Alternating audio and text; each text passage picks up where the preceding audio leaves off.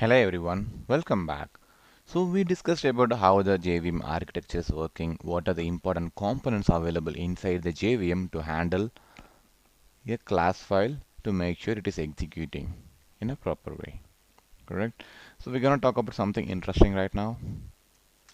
So which is JVM versus JRE versus JDK. You might have a confusion like there are too many things like JVM, JRE, JDK. So we discussed about JDK and we discussed about JRE and also we discussed about JVM.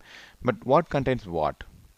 I'm confused, man, whether JRE is available in JVM or JVM available in JRE or JRE inside JDK or JDK inside JRE. There are a lot of confusions, okay? So we are going to talk about a simple diagram which will help you to understand how the structure it is looks like and where each and every elements placed in Java. Okay, let's take a look at example. Okay, so this is JRE, the first one. This is a JRE which will contains the JVM and also the libraries and the class files which will help us to run the any class file, any bytecode. So as I mentioned, what exactly is JRE? In order to execute any bytecode, you need JRE. Okay, so JRE, it's not gonna develop a code or it's not gonna compile the code.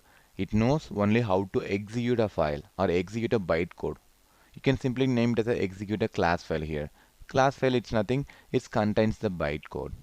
So JRE contains JVM along with the libraries, which will help us to run a program. So there is a file called, jar file called rt.jar file, which is nothing but a runtime jar.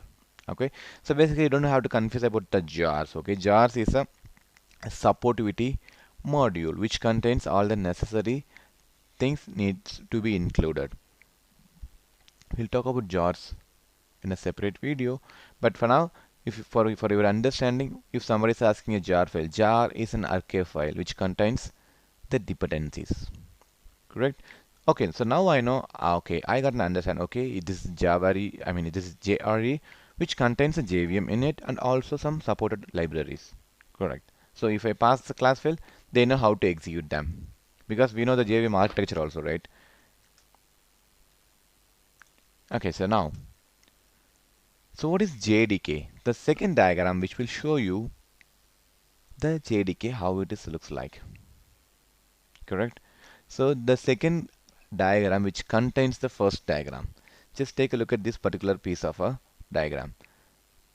The one in the gray area. This is the JRE. But now the JRE inside JDK along with some additional tools here. Compiler, debug and other development tools. So when you have a development kit, you have the JVM in place, you have the development tools in your place. So you can develop the code and you can compile them and you can run them because you have all the privilege here.